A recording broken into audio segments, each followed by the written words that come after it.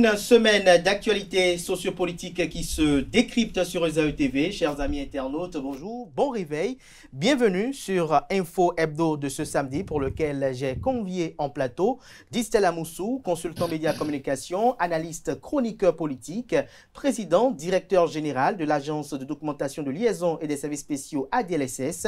Il sera avec Paul-Marie Rouessou, théoricien de la gouvernance d'État, analyste, chroniqueur politique. Avec eux, chers amis internautes, on va s'interroger sur des sujets qui font l'actualité, notamment en République du Bénin, des interrogations qui persistent au sein de l'opinion. Que deviennent les mouvements OB26 qui s'activaient pour 2026 après l'arrestation de Olivier Bokor? On va en parler ce samedi matin. On parlera également de cette situation au niveau de la mouvance présidentielle où on note des chefs d'arrondissement, des élus notamment de la mouvance présidentielle qui critiquent la gouvernance talon. Le dernier cas est celui du conseiller de Glodigbe qui a été sanctionné par le maire de la ville d'Abomey-Calavi en la personne de Angelo Awandinou. On en parlera sans nul doute au cours du décryptage. Et au cours de ce décryptage également, chers amis internautes, on va s'interroger de savoir entre le fichier électoral et le code électoral, quelle doit être la véritable préoccupation pour les partis politiques de l'opposition pour un succès, ou pour ne pas dire pour leur réussite à l'issue des échéances de 2026. Chers amis internautes, après l'instant pub qui vante les mairies de l'École supérieure d'administration, d'économie, de journalisme et des métiers de l'audiovisuel ESAE, juste après cette capsule vidéo, on se retrouve pour le décryptage du jour.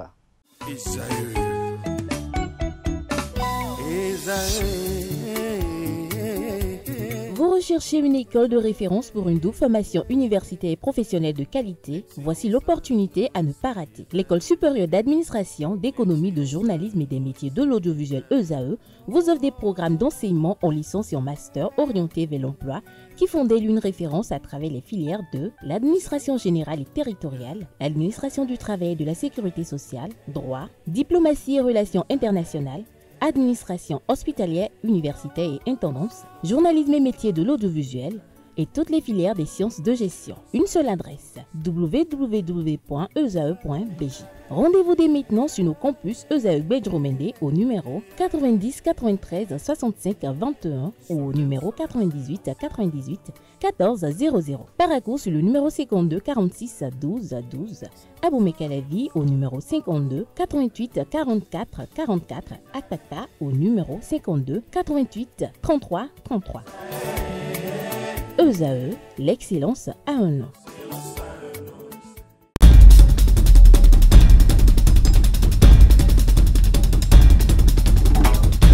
Le décryptage d'Istel Amoussou, bonjour. Bonjour Kader, bonjour amis internautes, bonjour docteur Paul-Marie Rouessou. Bonjour à vous également, Paul-Marie Rouessou. Bonjour Kader, bonjour amis internautes. Bonjour Distel. Ça fait un moment, pas ici, exactement. Plus de mois, on a chauffé ce plateau. Vous n'avez pas été censuré, pour ceux qui pensaient que vous avez été censuré. Non, parfois il faut passer à autre chose. Tout à fait, exactement. Il faut répondre à d'autres engagements. Et il faut varier les visages également. Alors, Distel Amoussou, c'est une interrogation qui est au bout de certaines lèvres, même si elle ne la porte pas haute, c'est-à-dire de savoir que deviennent les mouvements OB26. C'est les mouvements qui, quand même, seraient quand même plus ou moins de la mouvance présidentielle, mais qui, elle, pensait que Olivier Bokor serait le candidat idéal pour remplacer Patrice Talon. Alors, aujourd'hui, pour vous, que deviennent ces mouvements aujourd'hui? Écoutez, pour moi, oui, parce que c'est un sujet qui m'interpelle personnellement, hein, pour ce qui a été constitué ma part, n'est-ce pas, dans l'activité ou l'activisme de ceux qui ont pensé que Olivier Bokor pouvait poursuivre la dynamique du président Patrice Talon. Alors, il faut préciser deux choses. Et là, vous me donnez l'occasion de définir le concept que j'avais créé, j'avais imaginé, j'avais pensé, le concept de la débokonisation. Et c'est à mon corps défendant que je me rends compte aujourd'hui que ce concept est plus que d'actualité. C'est-à-dire dans les partis politiques de la mouvance notamment. Alors, c'est-à-dire que il y a des activités qui se mènent aujourd'hui et qui tendent à isoler, à écarter des personnes qui ont été proches d'Olivier Bokor ou qui sont soupçonnées comme telles, aujourd'hui, qui se retrouvent pas abandonnés, mais écartés systématiquement de la réflexion au sein de la mouvance globalement. Je n'en suis pas victime, mais j'observe. Je n'en suis pas victime parce que moi, Distel Amoussou, j'ai forcément un poids que tout le monde n'a pas. C'est pas prétentieux de le dire comme ça. Voyez-vous. Et lorsque je regarde l'origine de ces personnes-là qui à un moment donné ont cru que Olivier Bokor pouvait poursuivre la dynamique du président Patrice Talon, on observe qu'ils viennent majoritairement, à part les sympathisants, ils viennent majoritairement des partis de la mouvance présidentielle. Et lorsque ce qui est advenu,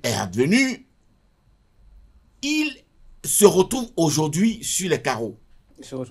Ils se retrouvent aujourd'hui tétanisés parce que j'ai comme l'impression qu'il y a une sorte de cloison qui s'est instaurée entre les responsables des instances de partis de la mouvance et les jeunes activistes des mouvements dénommés OB26. Est-ce que vous voyez? Alors que tout le monde connaît moi, mon postulat. Mon postulat, c'est la sécurisation des réformes structurelles et fonctionnelles en cours sous le leadership du président Patrice Talon. C'est le leitmotiv qui m'a mené en politique. Mais cette sécurisation, après évaluation, bien sûr, se fera avec des hommes et des femmes. Et ces hommes et ces femmes-là sont majoritairement de la mouvance présidentielle. Et donc, la mouvance globalement, les partis de la mouvance ont à jouer la carte de l'attractivité. D'aller vers ces jeunes-là, ces personnes qui ont, n'est-ce pas, animé ces multiples mouvements, de leur parler, de les rassurer, et de ne pas laisser la porte cloisonnée, de ne pas les stigmatiser, au fait de les pousser, n'est-ce pas, au portillon de l'opposition politique. Je reviens par rapport à cette problématique-là que vous exposez, mais j'ai bien envie de poser la question à Paul Maïroussou de savoir, est-ce que pour vous, au sein de la mouvance présidentielle, on doit nourrir de la méfiance à l'endroit des partisans et courtisans d'Olivier Bokor? Pourquoi vous droitez seulement les partisans d'Olivier Bokor? Tous ceux qui ne disent pas Talon, troisième mandat, ou Talon, c'est le dieu des Béninois, ou Talon, c'est sans lui, on ne peut pas vivre. Tous ceux qui ne disent pas ça, vous le savez, sont stigmatisés. Le cas Adrien Moubedi est là pour confirmer ce que j'ai dit, et bien d'autres cas. Vous avez dit qu'on va parler des CA, n'est-ce pas? Pour confirmer ce que je viens de dire. Et c'est en cela que moi, je suis un peu surpris que Distel Amoussou nous parle de la sécurisation des réformes structurelles et fonctionnelles. Okay? Et que ceux qui peuvent le faire, c'est seulement au sein de l'opposition. Je ne sais pas, pas moi. Seulement. Au sein de la mouvance, pardon. Oui, voilà. Au sein de la mouvance. Pas seulement.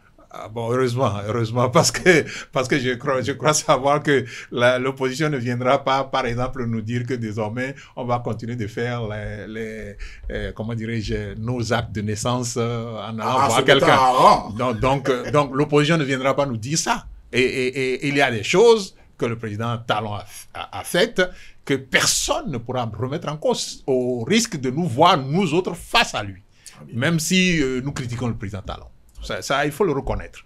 Donc, maintenant, le problème du groupe OB26, c'est que, vous voyez, le problème des partis, bon, vous voyez souvent, Distel va nous le dire tout à l'heure, c'est les grands partis. Moi, j'ai toujours dit que ça n'a rien de grand, parce que, justement, au sein de ces partis, on ne sait pas ce que c'est que le leadership.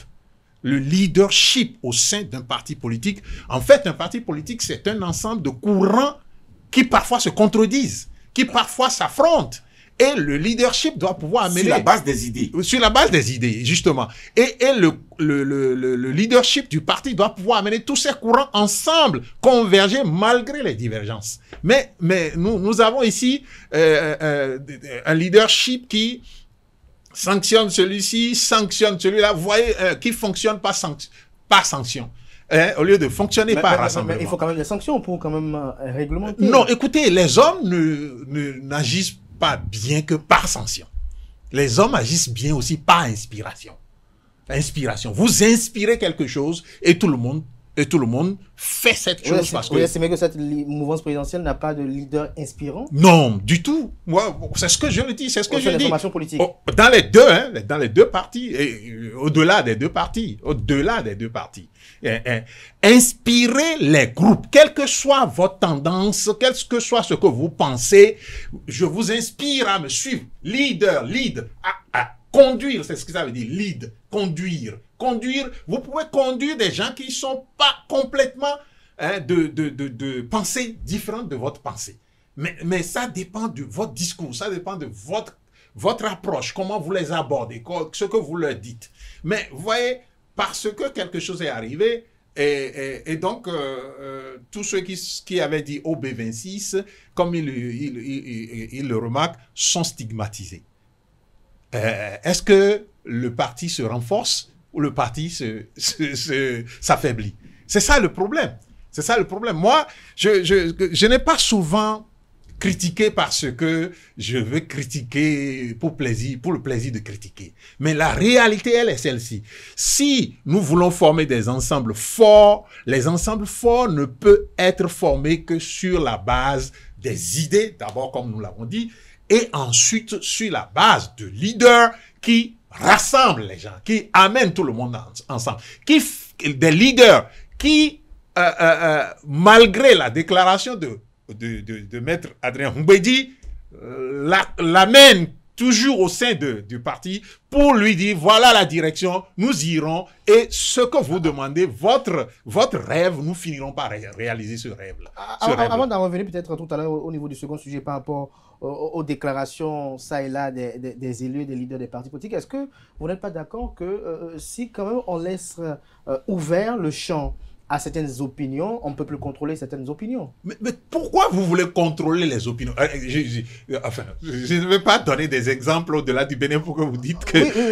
pourquoi vous voulez contrôler... On a une réforme du système partisan qui est à l'expérimentation, elle traverse ses hauts et ses bas, c'est quand même assez névralgique. Vous allez vous retrouver, comme je l'ai dit souvent, je le dis souvent maintenant, vous allez vous retrouver 30 ans après, la réforme sera toujours au niveau où il est, parce que de façon naturelle, les choses ne se sont pas déployées, rencontrer les forces contraires et amener à converger tout en étant contraire. Vous n'avez pas fait ça. Vous essayez par la loi, par la force de régler tes problèmes. La loi et la force ne durent pas dans l'éternité. Ça dure un moment et les choses naturelles reprennent la surface. Et donc, il faut laisser les choses se faire. Il faut laisser les militants se contredire, se dédire et se contredire pour finalement arriver à un sens dans lequel nous tous nous allons. Mais Dithiel Amoussou, est-ce que ces militants des formations politiques de la mouvance présidentielle qui aujourd'hui subissent ce que vous avez dénoncé tout à l'heure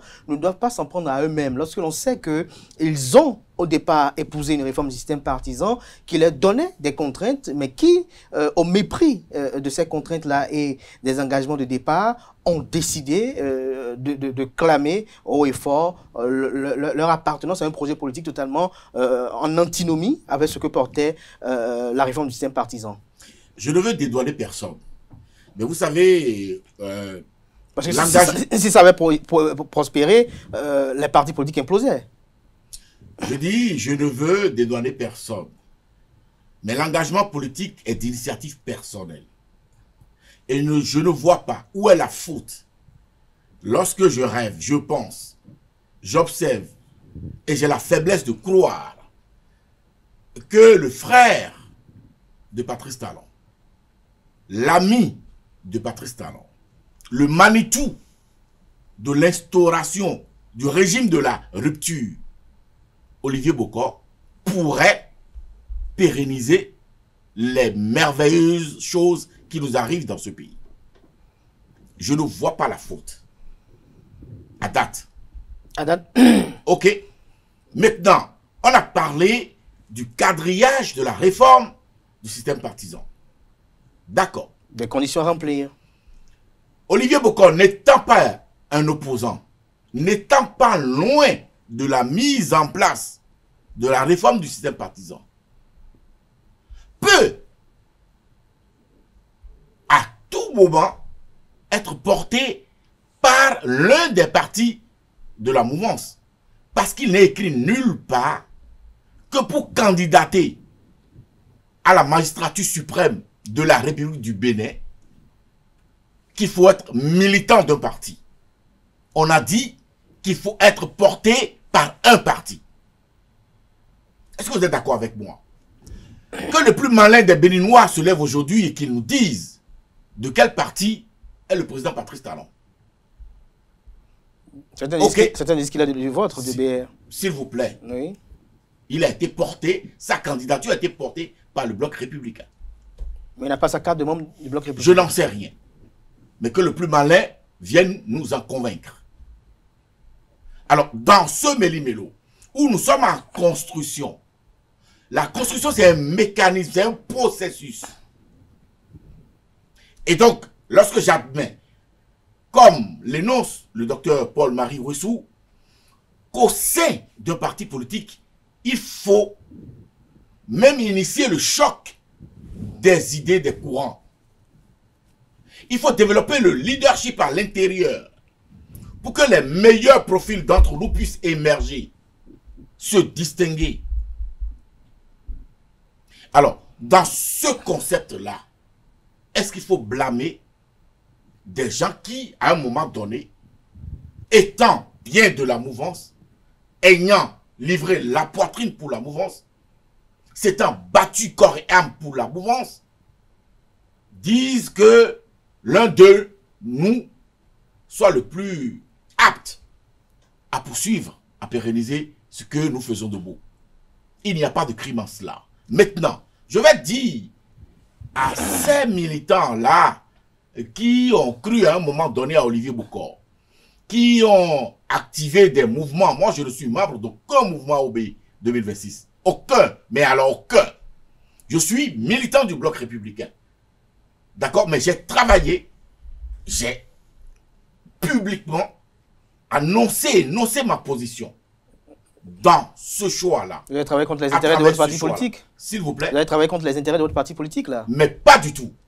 Puisque j'ai dit, j'ai échangé avec le président de vos partis, le président Blabio Tchani. J'ai dit que ma démarche, lorsqu'il m'a posé la question, dit, mais Olivier Bokor n'est pas militant du Bloc républicain. Je lui ai dit, je travaille à ce qu'il épouse les idéaux du Bloc républicain et qu'il vienne à nous. Et c'est là qu'il m'a traité de naïf, politiquement. Voyez-vous, oui, parce que certainement lui, là, de son parcours, de ses expériences, il avait des informations, des notions que moi, à mon étape actuelle, je n'ai pas pu intégrer. Et maintenant, les enjeux. Et donc, je dirais à ces militants-là, des multiples mouvements OBV6, de ne pas aussi s'attendre à qu'on vienne leur dérouler le tapis rouge. Il faut qu'ils fassent le pas. Il faut qu'ils s'inscrivent dans la démarche d'approche, d'aller vers les instances de leur parti, pour ceux qui sont militants. Qu'ils instaurent, n'est-ce pas, le dialogue et de montrer leur engagement total à poursuivre ce que Olivier Bokor et Patrice Talon ont commencé depuis 2016 dans notre pays. Merci à vous, Distel Amoussou. Paul-Marie Roussou, est-ce que face à ce que vous avez décrit à l'instant et qui a été également mieux décrit par Distel Amoussou, est-ce que Patrice Talon lui-même, en tant que chef de la majorité présidentielle, n'a pas un rôle à jouer pour que les familles disloquées peut-être se retrouvent dans la concorde? Mais je ne sais pas quel rôle il va encore jouer. Patrice Talon, comme eux-mêmes le disent, comme dit-elle, le dit souvent ici, n'est-ce pas, le leader naturel de la mouvance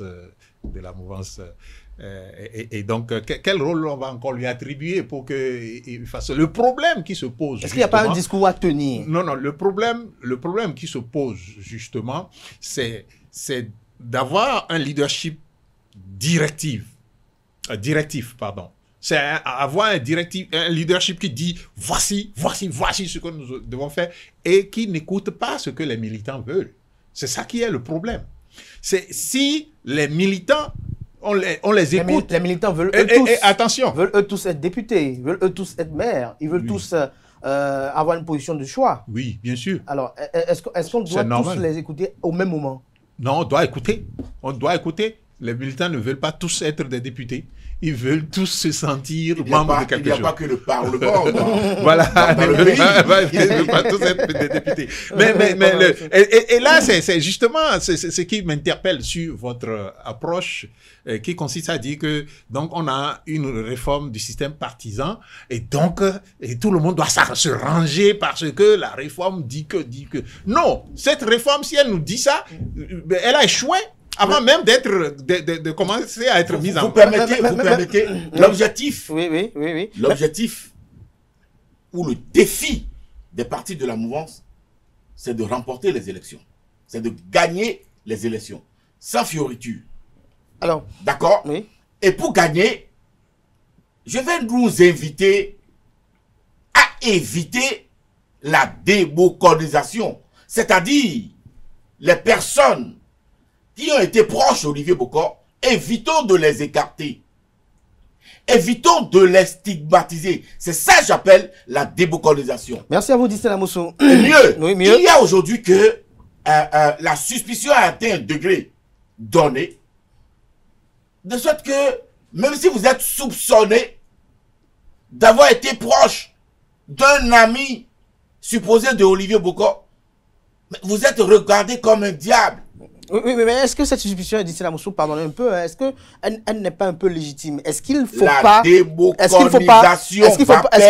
qu'il ne faut pas que le grand patron lui-même tienne un discours pour rassembler? Rassurez-vous, le président Patrice Talon n'est peut-être pas au courant de ce qui se passe là. Hein. Bien sûr. Il n'est pas au fait. Hein. Bien sûr.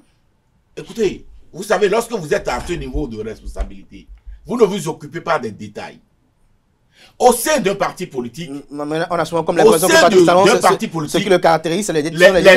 Les niveaux de ligne, les niveaux de dégagement, d'isolation, mais c'est au niveau des instances.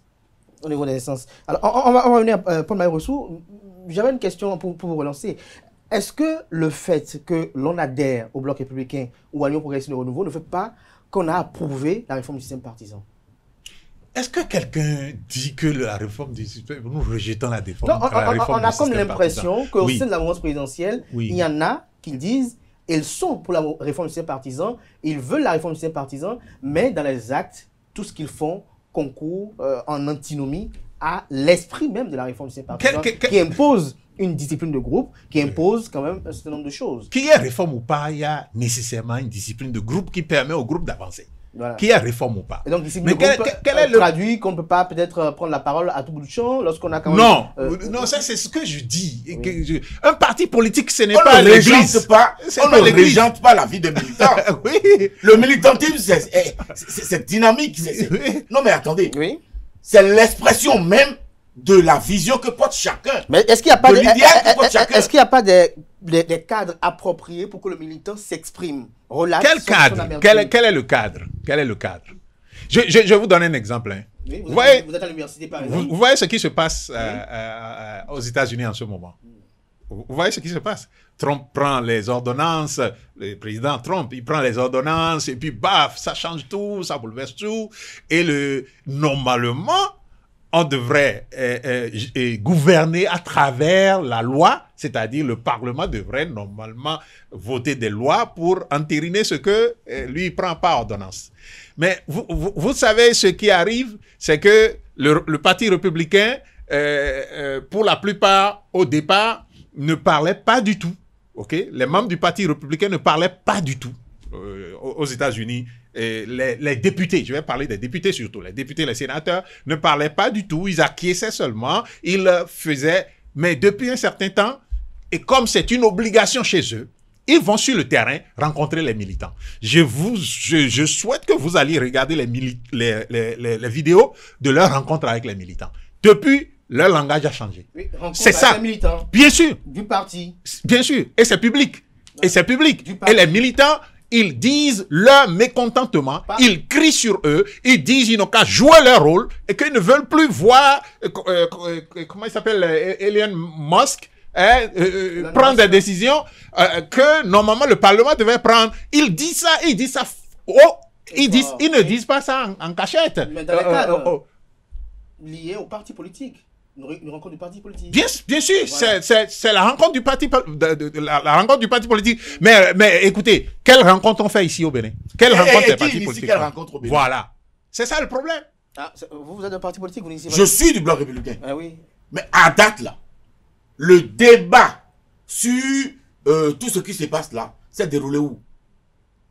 Pour que je ne sois pas invité ou que je ne sois pas acteur. Vous n'êtes pas membre du bureau. Puisque je suis porteur de courant. J'ai porté un courant. Oui, mais pas membre du Mais à quel politique. moment mon parti m'a convoqué, m'a fait asseoir Ouais, mais il y a les instances pour dirigeantes. dire, monsieur Amoussou, vous êtes en train d'enfreindre à telle disposition de votre parti. À quel moment? Vous avez dit que le président vous a interpellé. S'il vous plaît. Vous avez dit que le président... Mes échanges avec le président proviennent de mes rapports avec le président. Et ça n'a rien à voir avec le fonctionnement du parti. Donc, non. En fait, c'est clair que le problème qui fait que, ce qui fait que les gens vont, ils s'expriment, ils parlent, ils peuvent prendre la parole n'importe comment. Et on dit que c'est, non, par rapport à la réforme du système, par exemple, vous ne devez pas parler. C'est justement ça. Le dialogue interne du parti n'existe pas. Ça n'existe pas. Les partis politiques chez nous ne fonctionnent pas normalement. On a parlé tout à l'heure du leadership qui est, à mon sens, le leadership des partis politiques. Et vous invitez, vous voyez, il y a des leaders dans les partis politiques. Il y a même un parti qui a une haute direction. Tout ça là. Et pourtant, vous invitez le président à intervenir pour parler aux militants. Pourquoi le président doit aller parler aux militants? Le président de la République, il n'a plus à parler aux militants. Ce sont les leaders des partis qui doivent interagir avec les militants et faire de sorte que, même si nous sommes en train de parler des langages différents, nous puissions aller converger vers la même... remonter la quintessence au leader charismatique de la mouvance, qui est le président de la République. Alors, puisque vous en parlez ainsi, on tombe directement dans le second sujet. Est-ce que vous pouvez nous rappeler un peu la situation des chefs d'arrondissement de Calavi et du septentrion, là, notamment, pas du septentrion, du plateau, voilà. Je parie que le camarade CA qui a parlé au niveau du plateau, je parie que s'il avait un cadre pour s'exprimer, il l'aurait fait dans ce cadre. Donc, il n'y a pas de cadre approprié dans les partis politiques. Qu'est-ce que vous dites ce matin? Mais c'est ça qu'il est question. Mais c'est exactement l'image qu'a utilisé Maître Robert Dossou. Mais écoutez, nous ne pouvons pas réchanter le militantisme. Nous ne pouvons pas de force remettre le couvercle sur la marmite bouillante et empêcher, n'est-ce pas, la vapeur d'aller dans tous les sens. Mais un homme, ça réfléchit sa vie. Il n'y a pas de statique. Mais vivre au sein de partis politiques, militer là, ce n'est pas vivre dans des moules. Mais écoutez, nous avons des échéances, voyez-vous, les élections générales. Mais dites-moi, au sein des partis de la mouvance là, par circonscription, est-ce que vous avez des leaders visibles? Et les leaders qui pensent... Il y a des coordonnateurs. S'il vous plaît. Être coordonnateur ne veut pas dire être leader. Allez-y. Le leadership, c'est un comportement. C'est incarner un modèle de vie, d'action, de réflexion, de pensée et avoir la capacité de conduire. Ça n'est pas une nomination, ça n'est pas une cooptation. Le leadership naît de ce que vous représentez. Ce n'est pas parce qu'on se retrouve, on dit, bon, on regarde dedans, et on vous coopte, on vous nomme comme coordonnateur. Mais dites-moi, à la tête de nos cellules, là, de nos structures, des partis de la mouvance, là, à travers quelle démocratie, quel vote, on a pu positionner ces personnes-là que vous appelez aujourd'hui coordonnateurs. Là, vous dénoncez la démocratie au sein des partis politiques aussi qui n'est pas vive. Je ne dénonce pas. J'invite à observer. Ah bon. J'invite à voir, à faire le constat ensemble et dire que ça ne peut pas continuer de fonctionner comme ça. Alors, pour le cas de Abou Mekalavi. Et en le disant, oui. Je ne m'inscris pas dans la rébellion, mais j'entre dans l'intelligence de la gagne. Alors, pour parler du cas de la ville d'Abou Mekalavi, notamment le chef d'arrondissement de Glodibé, sans rentrer dans les détails, l'autorité municipale Angelo Arondino justifie cette décision par un manquement grave à l'obligation de réserve. Il soutient que cela représente une faute lourde. Il explique notamment que la décision de suspension du CA de Glodibé a été prise conformément aux articles 119, 183 et 184 du Code de l'administration territoriale. Il faut préciser qu'au sens de l'article 119 est constitutive d'une faute lourde. Toute faute réprimée par la loi pénale est constitutive d'une atteinte à l'honneur ou à la probité. Toute violation des règles de déontologie administrative représentant un manquement grave aux devoirs et aux abus de pouvoir ou qui induit un dysfonctionnement grave dans l'exécution ou le fonctionnement du service public qui porte gravement atteinte aux intérêts de la commune. Bon. Bleu, c'est ça? Oui, je suis bleu. Je suis bleu parce que vraiment, moi, ça, c'est sincèrement, vous savez, le dictateur va toujours trouver une raison pour justifier cette décision. Moi, j'ai pas véritablement connaissance du contenu de ce que le CA d'Abou Mekalavi a dit, mais j'ai quand même connaissance de ce que le CA du plateau a dit. Et si c'est ça que vous appelez faute administrative, faute grave, alors arrêtez de nous parler de démocratie. Parce que moi, j'ai pris le risque de dire ici que nous ne sommes plus en démocratie, mais on m'a toujours dit que nous sommes en démocratie, c'est moi qui me trompe. Mais si ce que le CA du plateau a dit, que moi j'ai entendu là, c'est-à-dire que les partis politiques de la mouvance se réunissent sur toute l'étendue du territoire national, eux, ils remplissent toujours les conditions. Eux n'ont jamais de problème. Mais les partis de l'opposition, en tout cas le parti Les Démocrates, lorsque le parti là doit se réunir, il y a toujours problème de permission. C'est-à-dire que même l'enfant qui est né aujourd'hui, si vous lui posez ces deux choses, il va pouvoir voir que ça là c'est rouge, ça là c'est bleu. Donc franchement, docteur, vous permettez, oui. J'ai comme l'impression qu'il y a des gens où ils sont mandatés, où ils le font de mauvaise foi, mais j'observe qu'ils travaillent à la perte de la mouvance. Il ne faut pas confondre les dérives de l'administration avec le fonctionnement de la politique politicienne. Est-ce que vous voyez ce que je dis? En d'autres termes. Alors, j'invite à convoquer les tests en la matière sur la décentralisation ou sur la gestion de l'administration et à opposer les déclarations des CA là au test pour voir où se trouve la faute. De toutes les façons, pour ce qui concerne le camarade Bloc républicain, CA dans le plateau, je crois que le parti, à date, je n'ai pas l'information, il n'y a aucune décision contre ce CA là. Mais c'est le cas d'Abou Mekalavi qui m'intrigue. J'ai ouï dire que le CA a opiné dans un groupe WhatsApp de ses pairs, des CA. D'accord?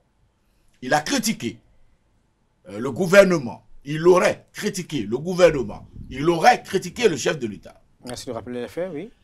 Alors, critiquer le gouvernement dans un cadre, puisque nous parlions tout à l'heure du cadre où il fallait opiner, s'exprimer.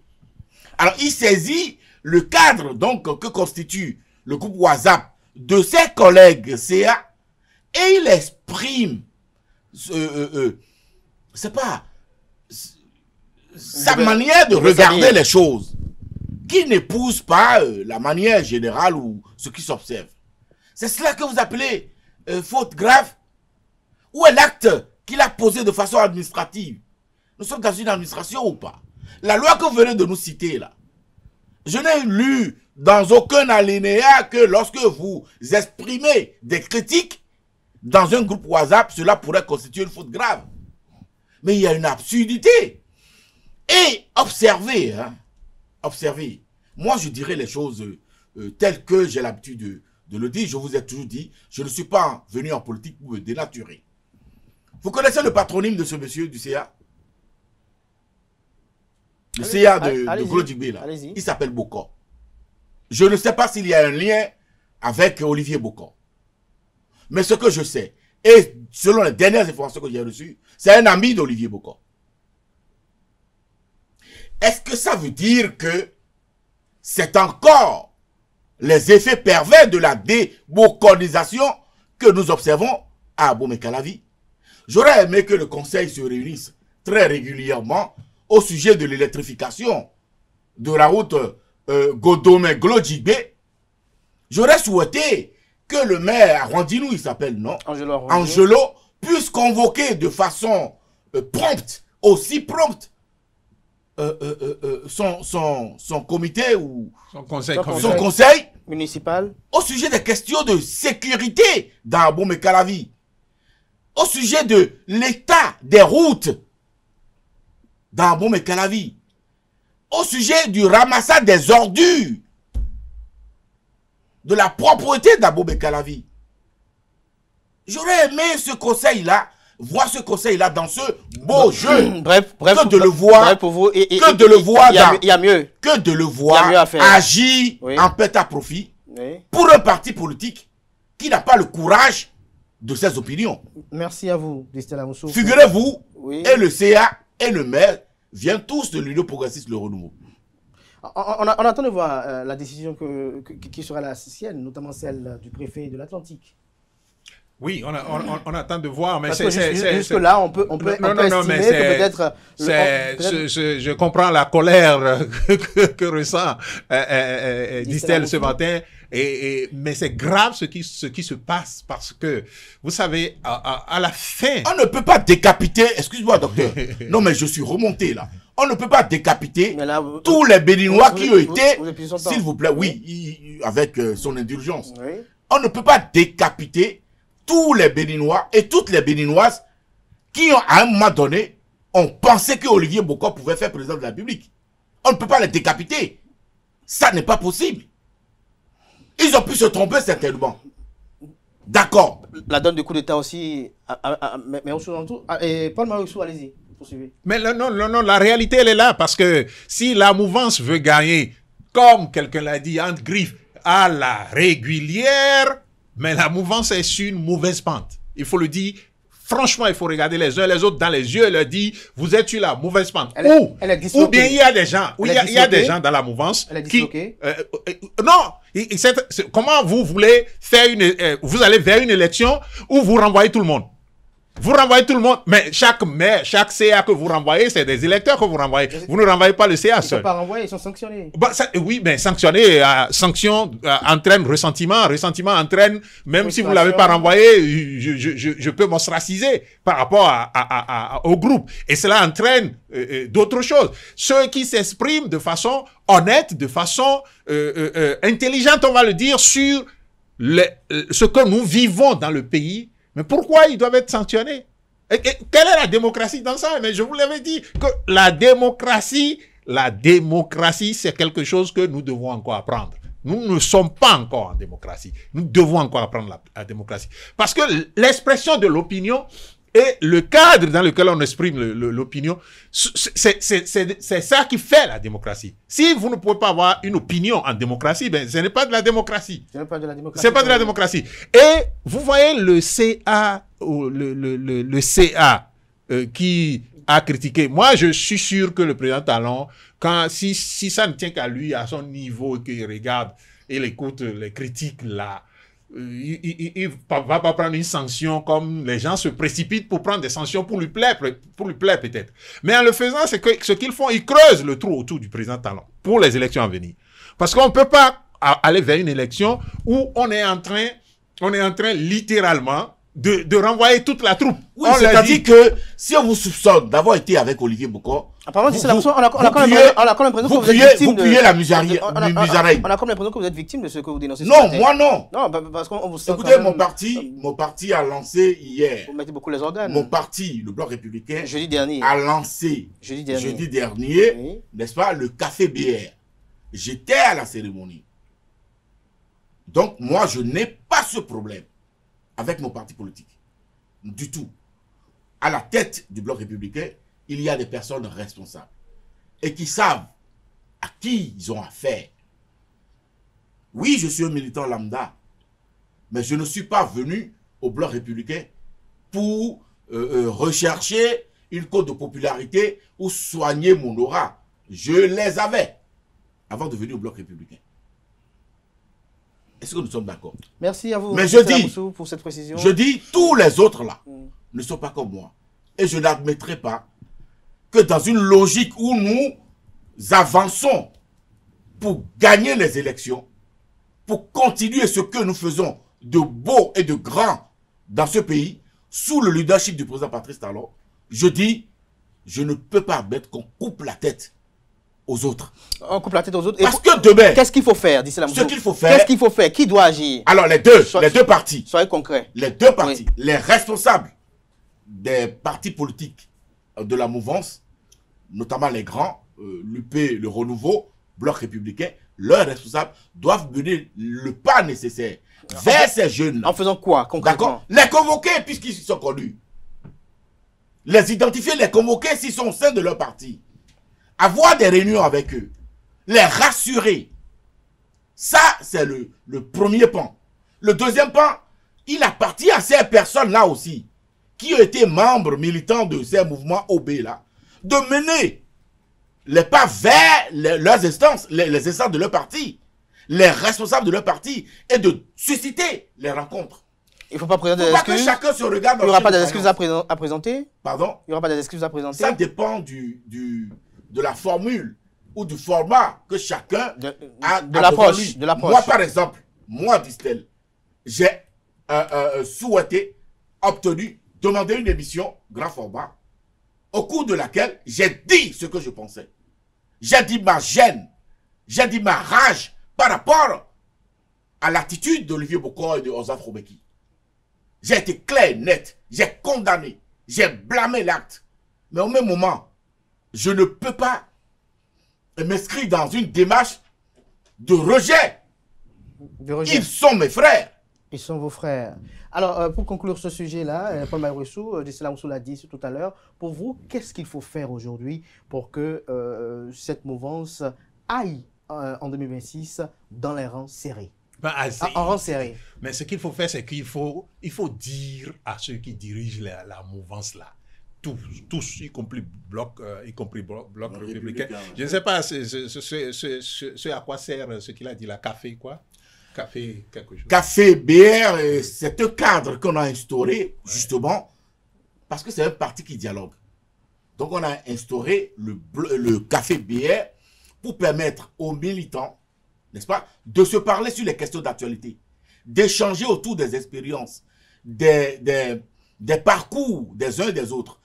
Mais nous permettons également aux non-militants, parce que cela se fait souvent à travers des canaux. Des gens comme moi. Des canaux, oui, nous pouvons vous inviter, par exemple, ou à prendre une communication, ou à venir assister à un café pour apporter de votre expérience, de votre parcours, de vos idées, les affronter avec nos idées au Bloc républicain. Voyez-vous? Donc c'est ce cadre-là que nous avons lancé. Merci, bon. Et c'est le président Ablaye Biotani qui l'a lancé jeudi dernier au siège du parti.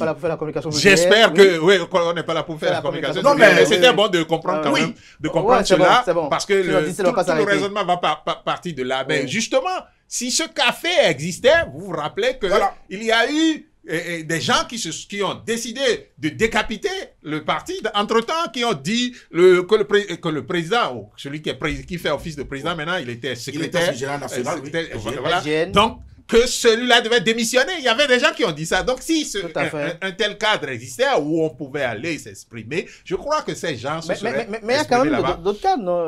Le bureau politique. Mais écoutez, le bureau politique, c'est un organe. C'est un organe. C'est pas la même chose. C'est un organe. On ne permet pas à tous les militants là de venir au bureau politique Mais tous les militants peuvent venir participer, d'abord de chez eux, parce que c'est sur tous les canaux digitaux, Facebook, Instagram, YouTube, tout. Donc c'est en direct et ça permet aux militants, aux non-militants, à tous les Béninois, n'est-ce pas, de participer et de contribuer au débat. Non, mais ça m'apparaît sur papier intéressant. Non, c'est vrai.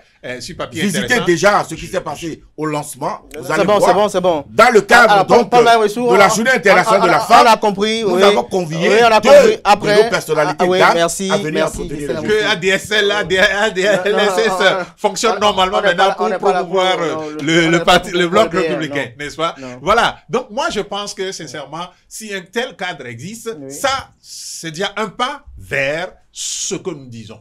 Si un tel cadre existe et fonctionne normalement, parce que il est une chose de décréter la chose et l'autre c'est de voir ça fonctionner et de constater que ça fonctionne normalement. Docteur, je constate que la réalité elle est que non, la réalité elle est après vous je vais le dire. La réalité elle est que il va l'oublier sûrement. Que doivent faire les partis?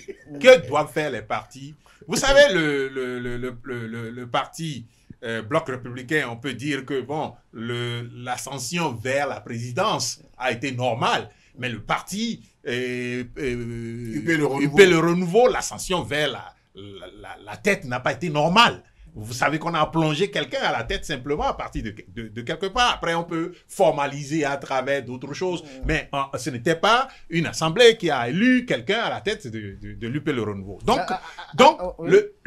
il faudrait que les leaders de ce parti prennent conscience que ce n'est pas en réprimant les opinions qui vont faire l'élection, D'ailleurs, ils disent qu'ils sont le parti le plus grand du Bénin, passe par le nombre de députés. Mais la réalité, elle est que il faudrait que la démocratie s'installe au sein de ce parti et au sein de tous les partis.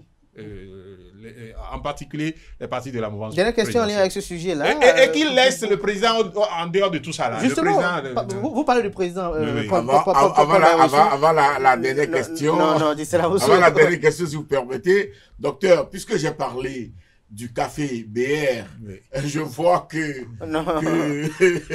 Kader est en train de faire le mou. Non, je voudrais l'inviter, hein. D'ailleurs, là, vous le café du jeudi passé a été animé par... C'est intelligent. Merci à vous, Dissel Avoussou. Alors, Paul Maïressou, pour conclure, vous dites tout à l'heure à l'instant qu'il faut mettre de côté le président Patrice Talon, mais est-ce que vous ne pensez pas que tout ce qui est joué à partir de cet instant, puisque nous sommes à la lisière de 2026 et de ces enjeux, nous sommes dans les enjeux pleinement, est-ce que tout ce qui est fait là est à son bénéfice comme à sa décharge? Alors, est-ce qu'il n'a pas un rôle prépondérant à jouer? Est-ce que ce n'est pas le moment pour beaucoup plus prendre le bâton de pèlerin pour régenter les choses, pour que véritablement le souhait de tout chef sortant, c'est que son dauphin soit élu, pour que son dauphin soit élu conformément aux exigences de ces réformes qu'il a implémentées? Vous pensez que le dauphin du président Talon va être élu avec la rancœur des autres?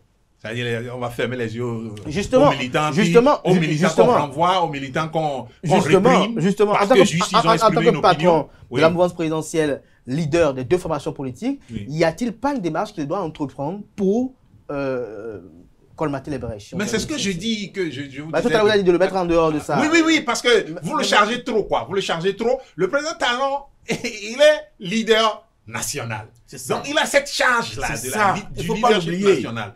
Et donc, vous voulez encore qu'il aille au niveau des partis, qu'il exerce encore un leadership au niveau des partis. Et c'est ce qui a été fait depuis. Mais est-ce qu'il ne doit pas utiliser de ce leadership-là lorsque l'on sait que ces partis politiques-là sont les éléments qui vont soit l'aider à gagner en 2026 ou l'aider à perdre en 2026? Mais quand il sera parti en 2026, puisque ça nous a martelé. Patrice Talon a toujours clamé qu'il est un compétiteur né. Je ne pense pas qu'il veuille perdre en 2026. Non, laissez l'expression compétiteur né. On va parler de 2026 là. Alors, quand il sera parti. Il ne voudra pas perdre en 2026. Alors, lorsqu'il ne voudra pas perdre en 2026, est-ce qu'il faut laisser le BR et l'UP dans cette atmosphère-là jusqu'à ce que nous disons, janvier 2026. Ce que nous disons, c'est que depuis le départ, on va pas dire depuis le départ, depuis 2019, l'approche de gouvernance du président Talon a été de régenter les partis. l'approche a été cela. C'est lui qui presque prend les décisions au sein du parti. Mais quand il sera parti, c'est-à-dire en 2026, quand il sera parti, comment les partis vont fonctionner sans lui? À moins qu'il soit encore devenu une télécommande, n'est-ce pas, comme ce fut le cas, et qu'il continue de... De toute façon, non, c'est le problème. Le problème, c'est que le développement des partis politiques doit se faire de façon naturelle avec un leadership qui véritablement a conscience des enjeux, donc de ce que vous appelez réforme du système partisan, et qui imprime une autorité qui regroupe tout le monde et qui conduit tout le monde vers un idéal, vers un rêve.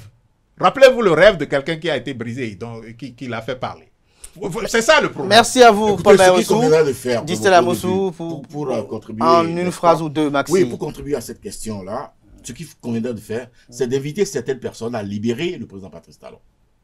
En d'autres termes. Oui, parce qu'il y en a qui le voilent, qui le bandent les yeux, qui l'étouffent, qui l'empêchent d'observer la réalité. Comment ça? Et ces personnes-là sont connues. Comment ça? Qui? On va leur demander, qui? Je ne veux pas citer de nom, mais regardez. À la tête des partis? Regardez autrement. Commencez par regarder autrement. À la tête des partis? Je dis, je ne dirai pas plus. Il faut que ces personnes-là libèrent le président Patrice Talon et lui permettent de prendre les bonnes décisions politiques au profit, n'est-ce pas, de la mouvance globalement, car ce n'est que dans cette seule condition que nous pouvons espérer gagner en 2026. Merci à vous, Distel Amoussou. Merci encore à Paul Maïroussou. Nous agréons progressivement les dernières minutes, mais on va quand même dire faire un petit commentaire sur ce sujet-là qui, quand même, a également animé les discussions tout au long de cette semaine. Notamment, c'était cette erreur de savoir, on voit un peu l'opposition, notamment beaucoup plus les démocrates, actifs au niveau de l'audit du fichier électoral.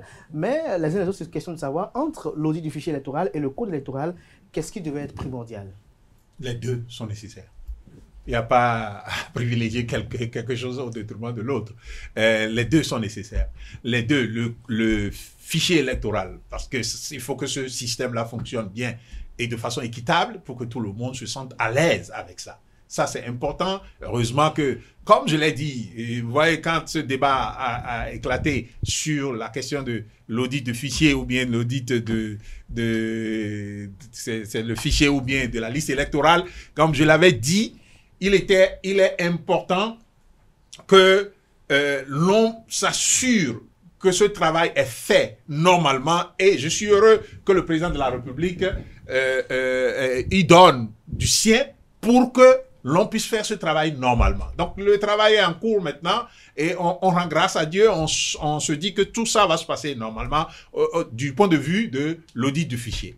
Maintenant, du point de vue du code électoral, le code électoral, vous vous rappelez, le président a pris la parole la dernière fois lorsqu'il a reçu le comité. Justement, j'allais en venir par rapport à cette déclaration. Est-ce que c'est une ouverture? Et dans sa prise de parole, vous constatez clairement que c'est sa chose à lui. Et qu'il protège cette chose-là, c'est-à-dire le code électoral, c'est sa chose, et il protège ça. Il a dit, je suis un constructeur, je crois, un truc comme ça. Et donc, il est important qu'il sache qu'on ne peut pas construire, en vissant comment on appelle la possibilité pour les uns et les autres de participer aux élections. On ne peut pas éternellement visser ça et dire qu'on construit. Parce que là, on va aboutir à l'étouffement de tout le monde et tout le monde va, en ce moment, se dire, mais nous ne faisons plus confiance au système. C'est-à-dire, le code électoral tel qu'il est en ce moment, c'est un code, nous l'avons tous dit, peut-être que Distel va me contredire, puisque eux, ils défendent toujours ce qui est défendable du point de vue de la mouvance. Le code électoral tel qu'il est en ce moment est une source de conflit à venir. Et le code électoral exclut des gens. Même les démocrates, qu'on dit, oui, bon, on leur a permis maintenant parce qu'on dit à 15% ou bien, je ne sais plus trop, les chiffres qui sont là, c'est taillé à la mesure des démocrates. Mais il faut seulement un petit truc pour que, une petite difficulté pour qu'eux ne puissent pas se réunir. On parle de plus en plus, d'ailleurs, vous voyez, on parle de plus en plus de... Est-ce que celui qui, comment on l'appelle, est-ce que celui qui veut être candidat au président de au poste de président de la République, est-ce qu'il peut se donner un quitus? Et vous savez qu'il y a au sein des démocrates... Parrainage. Oui, bien sûr, toutes mes excuses, c'est le parrainage. Est-ce que celui qui veut être candidat peut se donner un parrainage? Oh, vous savez qu'au sein des démocrates, il y a potentiellement 2 personnes qui peuvent être des candidats. Ah bon? Donne le nom pour vous. Ben, écoutez, l'honorable Achade. Et qui? L'honorable Eric Koundété. Ils sont tous des gens qui potentiellement portent des parrainages, mais qui sont... Être candidat à la qui peuvent être candidats à la présidence de la République. Donc ça pose un problème. Si on finit par dire que celui qui donne le parrainage ne peut pas être candidat, si on finit par dire ça, vous constatez que les démocrates ne peuvent pas choisir le candidat qu'ils veulent.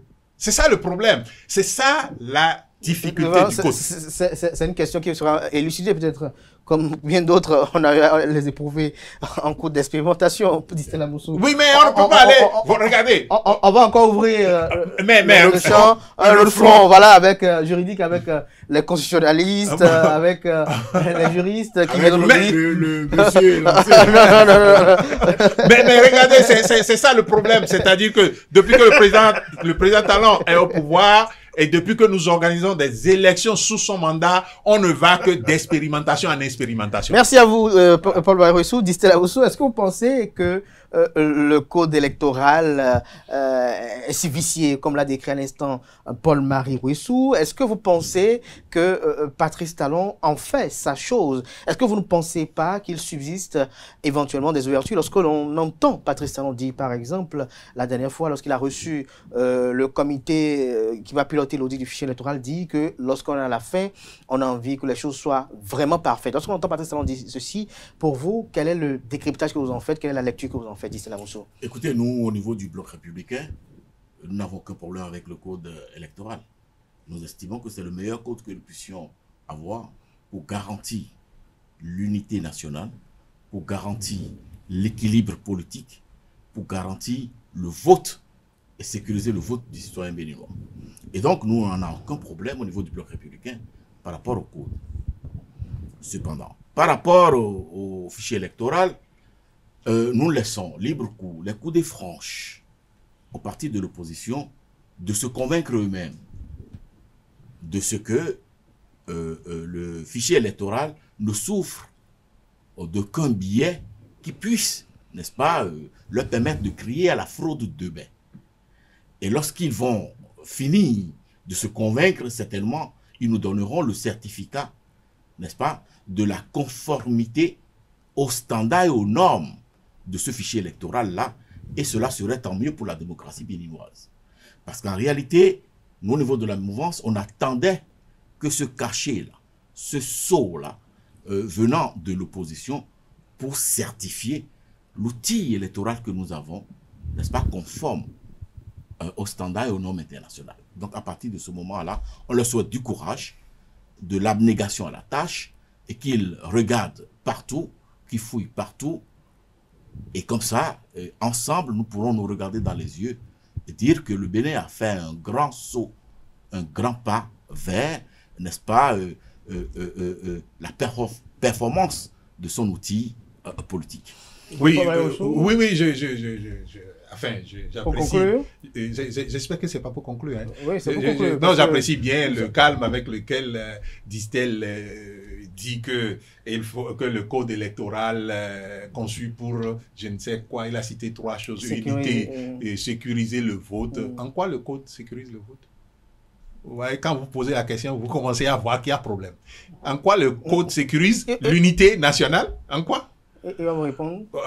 Le problème, il est celui-ci. Il n'y a aucune relation entre l'unité, encore que le code, comme nous on le dit, est source de conflit. Donc l'unité nationale, problème. C'est ce que vous vous dites. Oui, oui, bien sûr. Et nous ne disons pas la même chose que vous. Oui, oui, non. Vous ne pouvez pas dire la même chose, puisque c'est vous qui avez voté le code. C'est vous qui avez... Il n'est pas dit. Non, il a parlé au nom d'eux. Il a parlé au nom d'eux. En ce moment, c'est vous. Il n'a pas porte-parole, mais il ne faut pas le décharger parce que... Non, il ne faut pas le décharger. Il épouse ce qu'il dit. Non, il ne faut pas le décharger. Il faut le charger maintenant puisqu'il s'est donné la charge. J'assume les actes de mon parti. Voilà, politique. Donc il assume les actes du parti politique. politique. Et donc c'est eux qui ont voté ce code-là. C'est eux qui ont voté le code qui nous a fait faire les élections de 2019, 2020, 2021. Et vous avez vu que... Est-ce que vous savez que à force de tourner la tête et le cou comme ça, on risque de se faire mal? Ça dit quoi? À regarder dans le rétroviseur tout le temps, on risque de percuter ceux qui sont devant soi. Non, un peuple qui oublie. Un peuple qui oublie son histoire est un peuple qui va en esclavage. Alors, un peuple ne vit pas d'histoire. Ah non, il vit d'histoire. S'il vous plaît. Ah, il vit d'histoire. Nous n'allons pas faire notre développement. Non, il vit d'histoire. Bon, maintenant, pour nous sommes dans le réalisme. Nous sommes dans le réalisme. Quel réalisme? Qu'est-ce que vous appelez réalisme? Le réalisme. Non, vous êtes plutôt dans l'abstrait. Construire le Bénin. Non, vous êtes plutôt dans l'abstrait. Et vous avez commencé par voir les indus. L'instrument. J'étais très content tout à l'heure lorsque vous avez évoqué la digitalisation de la fonction publique. Et vous avez dit qu'aucun opposant ne viendrait plus au Bénin, nous reculer et nous obliger d'aller nous mettre en rang pour obtenir nos pièces. Comme je peux vous citer beaucoup de choses. Nous sommes en train de construire. Comme quand vous êtes venu, quand le président Talon est venu, il n'a pas défait la route qui va de Cotonou à Ouida. Non, et ça a été fait. Nous sommes en train de regarder la qualité. Non, attendez. Nous sommes en train de regarder la qualité de cette route-là. Et c'est pour ça que nous avons commencé à doter les Béninois de routes. Non, de meilleures factures. Ce discours est bon. De bonnes structures. Ce discours est bon pour ceux qui ne comprennent pas grand-chose. Nous ne faisons plus de couches de bitume. C'est bon pour ceux qui ne comprennent pas grand-chose. Nous ne faisons plus de couches de bitume. Je dis, pendant 10 ans, avez-vous défait la route? Interrogez nos routes. Allez. Cotonou, Boycon, regardez ce que nous vous offrons. Allez de Ouida à Cotonou. Avez-vous défait la route? Sur la question de la mobilité, personne ne défait ce qui est bien fait. C'est ce que le président Patrice Talon et son gouvernement ont réalisé. Il faut qu'on se dise la réalité. Chaque gouvernement a réalisé quelque chose de bien. La décentralisation, c'est pas vous qui l'avez fait. Le bien là, ça dépend la décentralisation, c'est pas vous qui l'avez faite. La décentralisation, c'est le président Kérékou qui a fait ça. Donc, ne dites pas que quelqu'un vient de faire pas quelque chose. Tous ceux qui viennent font quelque chose. Et le font même bien. Mais oui, même ceux qui ont bâclé. Même ceux qui ont bâclé ont fait des choses. Mais je vous le dis, ils le font bien. Vous n'avez pas défait la route de Cotonou à Ouida. Merci. Donc, non, attendez. Il est important de dire à Distel qu'il faut arrêter de nous dire que le code, c'est-à-dire que nous retrouverons, nous avons fait une élection, nous avons fait 2, nous en avons fait 3. Et nous avons eu des résultats. Les résultats, c'est que les élections, depuis que le président Talon a pris le pouvoir, c'est entaché de sang, entaché de violence. Et vous voulez continuer dans le même sens et nous dire que vous construisez quelle unité au Bénin? Distel Amoussou, pour conclure. Le président Patrice Talon a fait l'option de construire le Bénin. Et donc, comme les autres, comme tous les autres. Lorsqu'on veut construire, oui. on déchire le sol. On a fouillé quantité de ciment, de gravion, de fer. On crée des incommodités pour un temps. Comme les autres. Mais après, comme tout le monde lorsque les induits sont là, tout le monde commence par jouir et bénéficier, n'est-ce pas, de la réalisation des réalisations. Bien sûr. Eh bien, papa est un bon papa. Je dis, ce qu'il nous reste, c'est de travailler à poursuivre la construction de notre pays à travers le même élan, à travers... Non, pas l'élan du code électoral. Le code électoral, lui, n'est pas un bon élan. Autant on reconnaît. La même rigueur. Autant on a reconnu tout à l'heure que le code que le Béninois, l'administration publique a été digitalisée. Autant il faut reconnaître que le code électoral n'est pas bon. Les ressources publiques puissent craindre tout au moins d'aller en répondre. Regardez, prenez la route des pêches. Vous allez chercher un sachet de Puy-Ouattara sur la voie, vous n'allez pas trouver. Ben écoutez, le Béninois qui est à Natitengou ne voit pas la route de pêche. Le Béninois qui est à Natitengou ne voit pas la route de pêche. Et ça, c'est quelques kilomètres de route. Et c'est la même chose que je dis. Tous les présidents font la même chose. Alors, on ne construit pas un pays nous inventer à travers des trucs comme ça, une comme baguette construction magique. de nation. On construit un pays brique par brique. Il y a pan il y a les par briques, pan. il y a les briques. Et donc, Non, il y a les briques, il y a de l'eau. bonne qualité. Il y a les briques, il y a l'eau. Et pour nous construire. sommes en train de doter les Mais j'ai Béninois dit, il y a les briques, il y a de l'eau. l'eau.